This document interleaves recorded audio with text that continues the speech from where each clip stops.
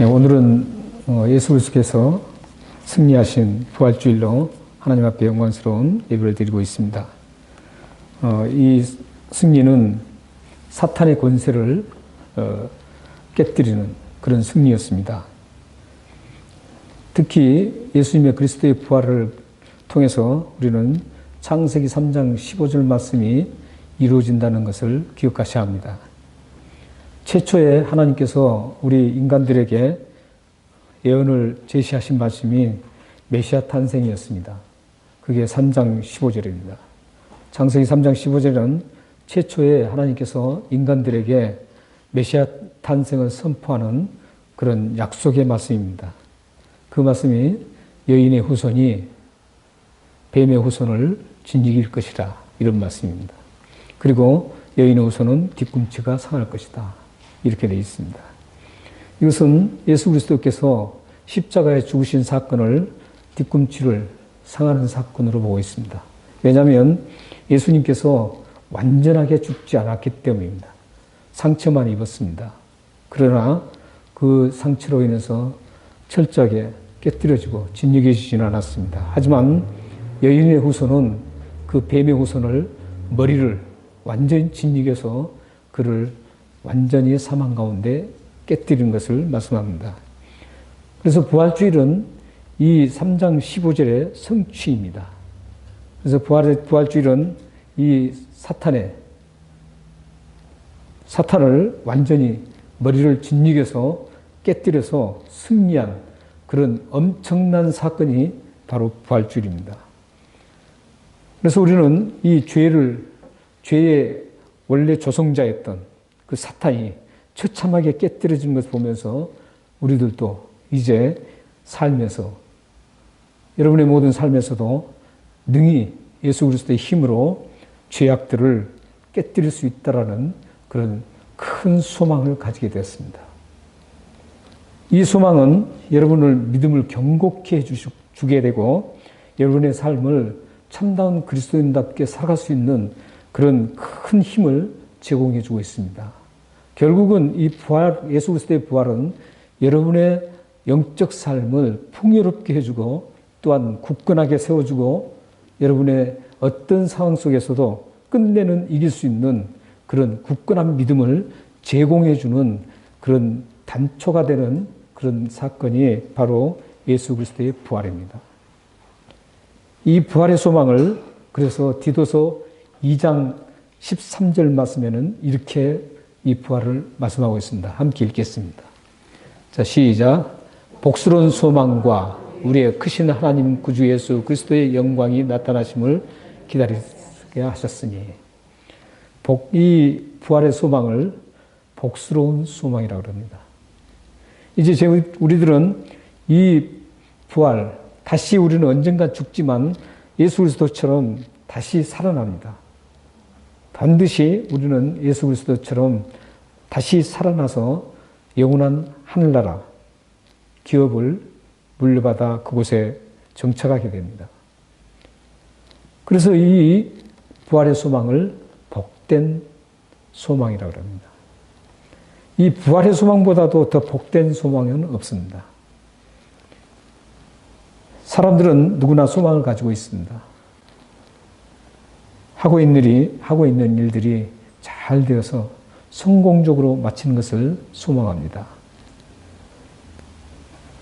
또한 재산을 늘리기 위해서 열심히 일하는, 재산을 늘리기 위한 소망을 가지고 열심히 뛰는 사람이 있습니다.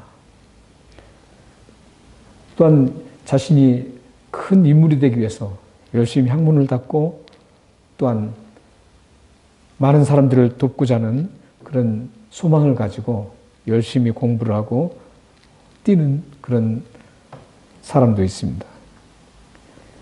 이렇게 많은 사람들이 나름대로 큰 소망이든 작은 소망이든 다 소망을 가지고 있습니다.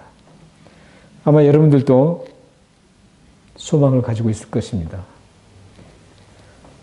자녀나 후손들이 먼 훗날 그 장래가 환하게 비쳐서 하나님의 영광스러움을 드러내기를 원하는 소망도 가지고 계실 것이고, 혹시 몸이 불편한 분들은 이 몸이 치유되기를 소망하는 분도 계실 것이고, 삶에 힘들어하는 분들은 그 삶이 빨리 힘든 삶이 지나가기를 소망하는 분들도 계실 것입니다.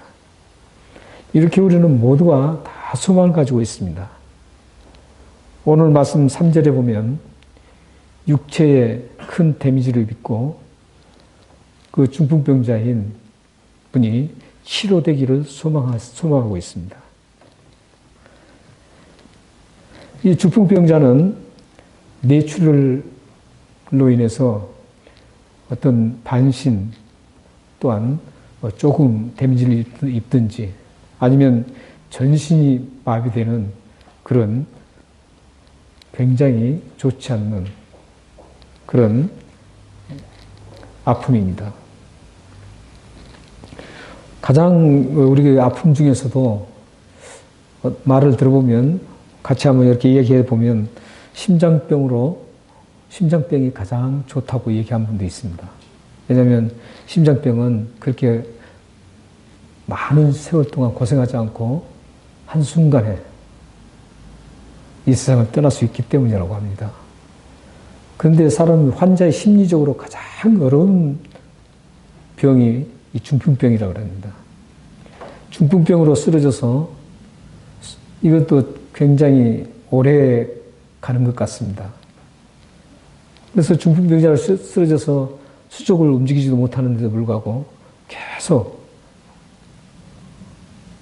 뭔가 입으로 이렇게 음식을 떠드려야 되고 뒤처리를 다 해줘야 되고 씻겨야 되고 이런 삶을 사는 게 중풍병자의 삶입니다.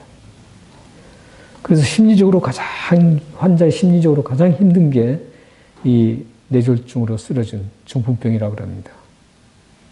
오늘 본문성에 등장하는 이 인물은 네 사람이 메고 그 침상을 메고 들고 갈 정도로 스스로 움직일 수 없고 또 뭐 하나도 할 수 없는 그런 참 처참한 삶을 살아가고 있었던 사람 중에 한 사람입니다.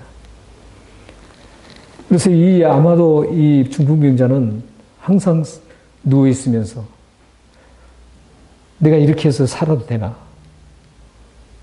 자신을 스스로 저주하면서 빨리 죽을 수도 없고 마음대로 죽을 수도 없고 이렇게 계속 누워서 움직이지도 못하는 것을 보면서 한탄하면서 시간을 보냈을 것입니다. 그런데 가족인지 친구인지 또 이웃인지 지인인지 모르지만 4명의 사람들이 죽지 못해서 어쩔 수 없이 살아가는 그 불쌍한 중풍병자를 메고 예수님께 나오고 있습니다. 그런데 예수님께 가기 위해서 도착했지만 안뜰 뿐만 아니라 대문까지 가득 찬 사람들로 인해서 예수님께 접근하기가 힘들었습니다. 그래서 이 4사람은 바로 지붕으로 올라갑니다. 우리 한국 지붕은 참 힘들죠. 호주도 역시 힘듭니다. 근데 그때 당시에 이스라엘의 그 가옥은 쉽게 지붕으로 올라갈 수 있고 또 특히 서민들이 사는 집은 쉽게 뜯을 수 있게 되었다고 합니다. 그걸 자세히 설명한 것은 이제 시간상 설명을 하지 않겠습니다. 그래서 그 예수님 계신 그 집은 서민의 집이었던 것을 볼 수 있습니다. 왜냐하면 그 서민이 살았던 곳이기 때문에 쉽게 뜯을 수 있었습니다. 아주 지배계층의 사람들이 사는 곳은 그렇게 쉽게 뜯기지 않았다고 합니다. 단단하게 했기 때문에 뜯을 수가 없다고 합니다. 그런데 쉽게 뜯을 수 있는 걸 보면 서민들이 사는 집인 것이 확실합니다. 예수님이 그 서민이 사는 집이 누구 집인지는 모르지만 여러 가지 학설이 있지만 누구 집인지는 성경이 밝히지 않고 있습니다. 그 집에서 지금 이제 하나님 말씀을 전하고 있습니다. 그때 갑작스럽게 지붕이 뜯기면서 침대에 4군데에 끈을 묶어서 그 중풍병자를 예수님 앞에 내려놓고 있습니다. 그 상황을 보면 참 대단히 막막한 상황이죠. 그 지붕을 뜯을 때 그 방에 가득했던 사람들이 흙먼지를 다 뒤집어 썼을 거 아닙니까? 또한 많은 사람들이 함성을 지를 수도 있습니다. 고함을 칠 수도 있습니다. 왜 당신들이 그렇게 하느냐고 그렇게 고함을 칠 수도 있습니다. 그러나 이 네 사람은 그걸 개의치 않고 오직 이 중풍병자인 친구인지 가족인지 안 모르지만 오직 이 중풍병자를 살리고 싶다라는 그런 하나의 소망을 가지고 그들은 예수님 앞에 내려놓습니다. 예수님이 그 모습을 보고 하시는 말씀이 오늘 본 말씀에 나오죠. 본 말씀 5절 말씀을 보십시오. 5절 보시면 예수께서 그들의 믿음을 보시고 중풍병자에게 이르시되 작은 자야 내 제삼을 받았느니라 이렇게 말씀합니다. 예수님이 하신 말씀을 보면 이해할 수가 없습니다, 사실. 왜냐하면 이들의 지금 소망이 뭡니까? 중풍병자 자신도 강한 소망을 가졌을 겁니다. 그리고 이 중풍 환자를 돕는 4명도 강한 소망을 가졌기 때문에 지붕을 뜯으면서까지 예수님께 지금 그 환자를 지금 내려놓고 있습니다. 이들의 소망은 단 하나입니다. 이 중풍 환자가 예수님의 능력으로 깨끗하게 치유되기를 원했던 겁니다. 그 육체적으로 움직일 수 없는 자신의 힘으로 뭐 하나 할 수 없는 그 불쌍한 사람, 그 사람이 예수 그리스도의 능력으로 깨끗하게 나음받아서 마음껏 돌아다니면서 다른 사람도 돕고 좋은 일도 많이 하면서 기쁨으로 이 세상을 살기를 원하는 그런 소망을 가지고 있었습니다. 이 사람들은 예수님 말씀하시는 죄사함에 대해서는 전혀 생각하지 않고 있었습니다. 그런데 예수님은 그들의 소망을 뒤로 하고 내 죄사함을 받았느니라고 선포를 하십니다. 그렇기 때문에 도저히 우리 일반적인 우리들의 생각으로는 그 사람들의 소망을 채워주지 못한다고 생각합니다. 심지어는 그 밑에 바로 밑에 절에 나오는 이 6절에 나오는 서기관들도 이해를 못하고 있습니다. 이해를 못한 부분이 있습니다. 6절 7절 보시면은 이 서기관들이 이해 못한 부분이 뭔지를 6절 7절에 보면 나옵니다. 한번 같이 읽어보겠습니다. 자, 시작. 어떤 서기관들이 거기 앉아서 마음에 생각하기를 이 사람이 어찌 이렇게 말하는가? 신성모독이로다. 오직 하나님 한 분 외에는 누가 능히 죄를 사하겠느냐? 이 사람들은 지금 서기관들은 어떤 사람들이냐면 율법을 연구하는 사람들입니다. 그리고 율법을 해석하는 사람들입니다. 그렇기 때문에 율법에 관해 하나님 말씀인 구약 성경인 율법에 관해서는 이 서기관보다도 더 잘하는 사람이 없습니다. 그 서기관이 예수님께서 내 제삼을 받았느니라 하는 그 말을 듣고 어떻게 저런 말을 할 수가 있나 이렇게 지금 판단하고 있는 겁니다. 오히려 판단보다는 오히려 정죄하고 있다라는 그 말이 더 좋을 것입니다. 왜냐하면 그들이 생각할 때는 이게 신성모독인 겁니다.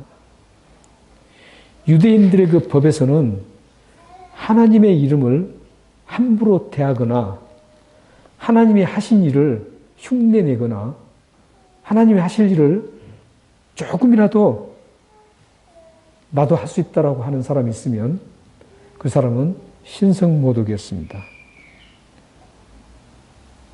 그들은 신성모독이기 때문에 그들은 이제 율법대로 레위기서에 있는 그 율법대로 그들은 돌로 맞아 죽어야 됩니다.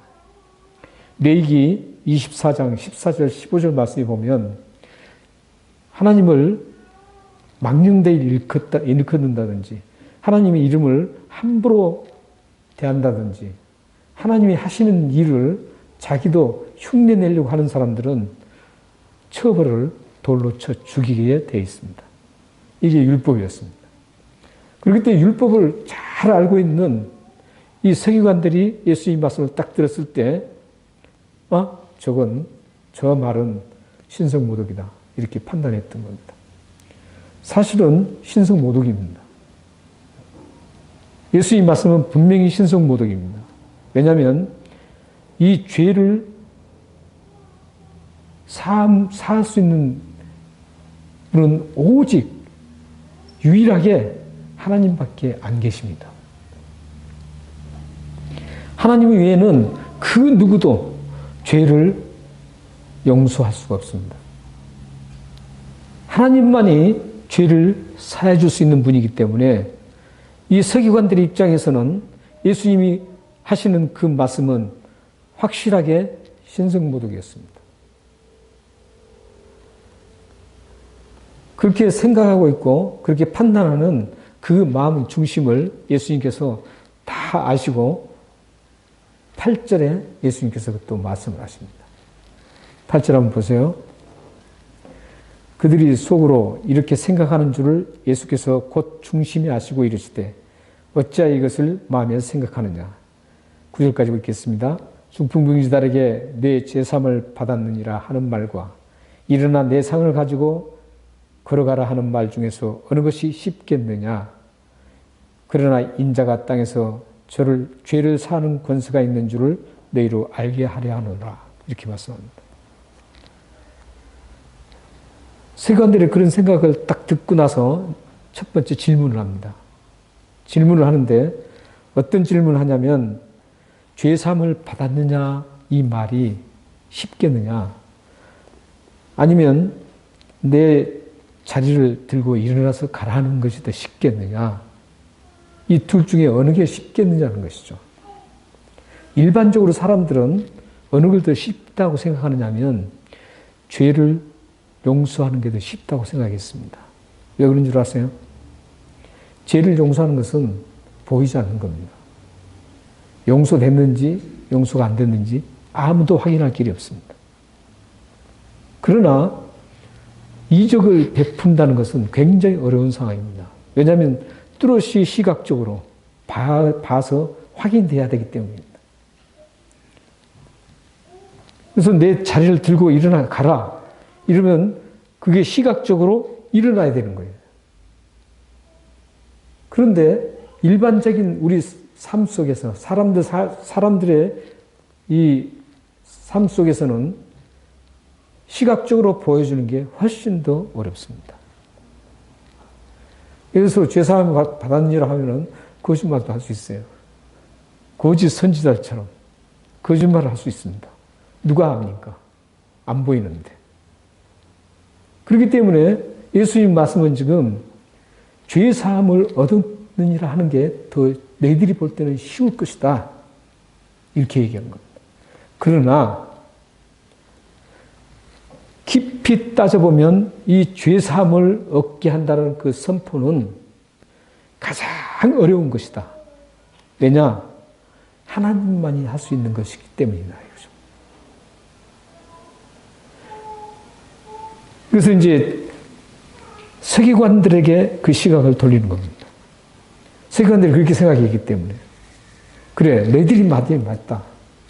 죄사함을 선포할 수 있는 분은 오직 하나님이기 때문에 그걸 안다면, 서기관들처럼 안다면 이게 가장 어려운 것이라는 것이죠. 누구도 할 수 없다라는 겁니다. 그러나 나는 죄사할 권세가 있다라는 겁니다. 그렇게 선포하는 겁니다. 그게 지금 10절 말씀입니다. 예수님께서는 인자가 이 땅에서 죄를 사는 권세가 있는 줄을 너희로 알게 하려 한다는 것이죠. 이것은 예수님께서 메시아로 오셔서 모든 인간의 죄를 사하기 위해서 오셨다라는 이 땅에 오신 목적을 지금 말씀하고 있는 겁니다. 이게 굉장히 어려운 것이죠. 하나님 외에는 안 됩니다. 그러나 예수님은 하나님이시기 때문에 그 일을 내가 한다 이런 뜻입니다. 그리고 나서 예수님께서는 어떻게 하십니까? 이제 중풍병자에게 말씀하십니다. 내 상을 들고 가라 이렇게 얘기합니다. 침상인데 원어에 보면 이 상이 서민인지 귀족인지를 분간할 수가 있습니다. 원어에는 이게 그 진흙으로 이긴 진흙을 섞은 그 지푸라기 같은 거 있죠. 지푸라기를 그 깔고 깔았던 그 어떤 매트 같은 거죠. 깔았던 매트를 얘기합니다. 그러니까 이것은 아주 가난한 사람들이 사용하는 침대입니다. 일반적인 침대는 만약 여러분들의 가정에 있는 침대도 사실 움직이기가 쉽지 않죠. 저희 집에 있는 침대도 네 사람이 막 그렇게 하기가 쉽지 않습니다. 그런데 그건 하나의 매트입니다. 매트인데 고급 매트가 아니고 그 당시에 가장 가난한 사람들이 사용했던 그냥 지푸라기를 깔고 밑에는 약간의 진흙을 깔고 지푸라기를 깔아서 그 위에서 자는 그 매트를 얘기합니다. 그래서 이 중풍병자는 아마 버려졌을 것이다. 가족으로부터. 그런 추측을 할 수가 있습니다. 그래서 가장 가난한 사람이 잘 수 있는 그 매트에서 자고 있었던 겁니다. 그래서 이 네 명도 어떤 사람이라고 추측하냐면 긍휼이 많은 사람들, 긍휼이 참 많고 사랑이 많은 사람들, 그 불쌍한 사람 보고 그냥 지나칠 수 없는 동정심이 많은 사람들로 보고 있습니다. 그 불쌍한 사람을 도왔다는 것이죠.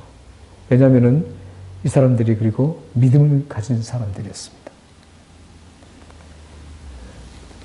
예수님께서 그들의 믿음을 보시고 할 때 이 믿음을 보신다는 단어는 그 중풍병자뿐만 아니라 이 네 사람의 믿음도 같이 담겨 있습니다. 어떤 분들은 이렇게 얘기합니다. 이 부분을 네 명의 그 믿음 때문에 이 중풍병자가 예수님으로부터 고침을 받았다. 이렇게 얘기합니다. 그건 틀린 얘기입니다. 왜냐하면 믿음은 철저하게 개인적입니다. 그렇기 때문에 이 중풍병자의 믿음이 없었다면 이런 역사가 일어나지 않습니다. 개인적이기 때문에. 그리고 그 믿음을 힘을 보탠 사람들이 이 네 명입니다. 그래서 우리의 믿음은 내 믿음이 굉장히 중요합니다. 내 자신의 믿음이 참 중요합니다. 다른 사람의 믿음이 아무리 좋아도 내 믿음이 없다면 아무 소용없습니다. 하나님의 역사를 경험할 수 없습니다. 하나님이 하신 일을 경험하지 못합니다. 다른 사람이 아무리 경험을 하고 해도 그 이해를 못합니다. 내 믿음이 무척 중요합니다. 그런데 또 중요한 믿음이 있습니다. 나의 믿음을 계속 타오르게 하는 그 주위 사람들의 믿음도 무척 중요합니다. 그래서 여러분들이 주위에 나의 믿음을 활활 타오르게 하는 그 불쏘시개와 같은 사람들이 여러분 주위에 믿음의 사람들이 있는가가 참으로 중요합니다. 만약에 여러분들이 어려움에 처했을 때, 깊은 영혼의 잠에 늪에 빠졌을 때, 스스로 내가 그 믿음을 일으키려고 하면 굉장히 힘들어요. 그때 주위에 있는 믿음의 사람들이 나를 믿음에 세워주면 그 믿음이 세워지는 겁니다. 그래서 내 믿음이 가장 중요한데 그 외에도 내 주위에 나를 믿음을 세워줄 수 있는 사람들이 있어야 된다는 겁니다. 그래서 무교회주의자들이 그래서 위험한 겁니다. 함께 지금 여러분들이 예배를 드리는데 이 예배는 하나님 앞에 영광스럽게 예배를 드리는 겁니다.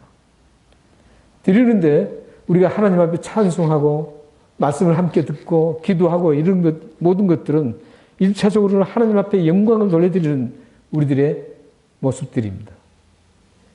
그런데 여기서 중요한 게 또 있습니다. 우리들이 찬송하는 그 소리를 듣고 옆에 믿음이 약한 사람이 믿음을 가질 수 있다는 것. 믿음이 세워준다는 겁니다. 나의 찬송을 통해서, 나의 기도를 통해서 믿음이 세워줄 수 있는 그런 복된 자리가 예배 시간입니다. 그러므로 여러분들이 예배 드릴 때 그냥 옆에서 하나님 앞에 집중하는 거 좋습니다. 여러분들이 하나님 앞에 집중하고 하나님 앞에 예배 드리면 옆에 있는 분들이 자연스럽게 그 믿음이 흘러갑니다. 가서 그 사람들도 믿음을 세워서 하나님을 향하게 만들어주는 겁니다. 예를 들어서 그렇지 않습니까? 예배를 드리는데 옆에서 막 이야기하고 그러면 세워지지 않죠. 하나님 앞에 집중할 수가 없죠. 그렇기 때문에 여러분들이 예배 드리는 이 장소도 나의 믿음을 세우는 장소고 시간이고 또한 내 주위에 있는 연약한 믿음을 가진 분들에게 믿음을 세워주는 시간입니다. 여러분들이 이것을 잘 아시고 예배가 얼마나 중요한지를 나에게 중요하고 내 지체들에게 중요하다는 것을 기억했으면 좋겠습니다. 이 네 사람이 그런 역할을 했습니다. 역할을 해서 이제 그 엄청난 예수 그리스도의 치유의 사역을 목격하게 됩니다. 그 목격한 사람들이 어떻게 합니까? 12절의 말씀을 보면 깜짝 놀랍니다. 놀란다는 것은 원어 성경에는 기절할 만큼 놀란 것을 얘기합니다. 깜짝 놀라서 하나님 앞에 영광을 돌려드립니다. 예수님이 많은 이적을 행하셨거든요. 많은 이적을 행하셨는데 이적을 행할 때 깜짝 놀라긴 합니다. 굉장히 놀래요. 야, 어떻게 저런 일을 할 수 있느냐? 메시아인가 아닌가? 이렇게 막 얘기를 합니다. 그런데 하나님께 영광 돌렸다는 것은 별로 없습니다. 예수님의 기적 이후에 하나님께 영광을 사람들이 돌렸다 이런 말은 없습니다. 오늘 본문에서 보면 12절에 보시면은 그냥 깜짝 놀라기만 하고 아, 예수가 저런 사람인가? 이렇게만 하지 않고 그 일을 통해서 하나님 앞에 영광을 돌리는 그런 특이한 그런 사건이 오늘 중풍병자 일으킨 사건입니다. 자, 우리는 이제 이렇게 중풍병자가 다 이제 치유를 받았습니다. 이제 해피엔딩으로 끝났습니다. 해피엔딩으로 끝났는데 끝난 이후에 그의 삶은 어땠을까요? 중풍병자가 자기 스스로 움직일 수도 없던 사람이 이제 그 침상을 매트죠. 매트를 자기가 들고 집으로까지 갈 수 있는 완벽하게 회복하는 예수님에 의해서 회복하는 그런 놀라운 경험을 한 이후에 이 중풍병자는 삶에 어떻게 살았을 것 같아요? 아마도 감사하면서 살았을 겁니다. 내가 이렇게 새롭게 이렇게 내가 태어나서 마음껏 걸어 다닐 수 있고 마음껏 움직일 수 있다는 자체에 감사했을 겁니다. 그리고 그 감사를 다른 사람에게도 봉사했을 것 같아요. 그리고 예수님이 나를 일으켰다라고 간증도 했을 겁니다. 그런데 가장 중요한 게 있습니다. 이 사람이 이 고침을 받고 만약에 그 중풍병자가 이 육체만 고침을 받았다면 어떻겠을까요? 육체만 고침을 받았다면 자기를 위해서 엔조이하고 있었겠죠. 나는 이제 이렇게 해서 고침 받았으니까 이제 그동안에 움직이도 못하고 먹지 못하고 하지 못했던 것들을 마음껏 엔조이하면서 먹고 마시고 다녔을 겁니다. 그러나 이 사람은 그렇게 살지 않았습니다. 왜냐하면 영혼이 치유됐기 때문입니다. 이 사람은 소망이 있었죠. 단순히 내 육체만 좀 고쳤으면 좋겠다라는 그 엄청난 바람에 소망이 있었습니다. 그런데 예수님은 그 육체는 아무것도 아니라는 것이죠. 먼저 그 영혼이 소망으로 살아갈 그런 치유가 있어야 된다는 것이죠. 그래서 예수님은 먼저 그 영혼을 치유해서 영혼의 소망이 있게 만들었습니다. 육체의 소망만 바라보던 이 중풍병 환자에게 먼저 영혼의 소망을 담아줬습니다. 그래서 그는 영혼의 소망을 가지고 있었던 것입니다. 그래서 이분은 육체뿐만 아니라 영혼까지 치유받았기 때문에 육체 치유받음에 즐거워하고 소망이 이루어졌습니다. 그러나 영혼의 영혼의 치유를 받은 사람은 이 세상이 영원하지 않다라는 것을 확실하게 압니다. 그리고 이 세상을 함부로 살아가지 않습니다. 왜냐하면 이 세상은 잠깐 보이다가 없어지는 안개와 같기 때문입니다. 왜냐하면 이 세상은 나그네 길이기 때문입니다. 잠시 걸어가다가 끝내는 이제 가야 될 곳으로 가야 되기 때문입니다. 나그네와 같은 삶이기 때문이었습니다. 이 사실을 영혼의 치유받은 사람은 확실하게 알고 그 안만큼 자신의 삶을 살아가게 되어 있습니다. 근데 이 중풍병 환자는 영혼의 치유함을 받았습니다. 육체의 치유함, 자기가 바라던 것들 치유함 받았지만 처음에는 이해를 못했지만 영혼의 치유함을 받고 나서 나니 그 사람이 어떻게 살아갈 것을 환하게 알 수 있었습니다. 그래서 이 중풍병자의 살아가는 치유 이후에 살아가는 가장 큰 특징이 뭐라고 생각하냐면 소망, 부활의 소망이라는 것을 알았습니다. 나는 다시 죽어도 예수님처럼 다시 살아난다는 사실을 확실하게 그는 가지고 그 세상을 살아가면서 기쁨으로 살아갔지만 반드시 나도 다시 죽어서 예수님처럼 다시 부활의 소망이 있다는 것을 알았습니다. 그래서 이 사람은 아마도 항상 날마다 부활의 소망을 바라보면서 살았을 것입니다. 영원한 그 천국에 예비된 그 하늘나라를 생각하며 이 육신은 죽어도 아무것도 아니라는 것, 죽음에 대해서 두려움이 없이 오직 예수 그리스도께서 나를 다시 살리실 그 부활의 소망을 가지고 그는 세상을 초점을 맞추고 살았을 것입니다. 사랑하는 성도 여러분, 여러분들의 소망은 어떤 소망입니까?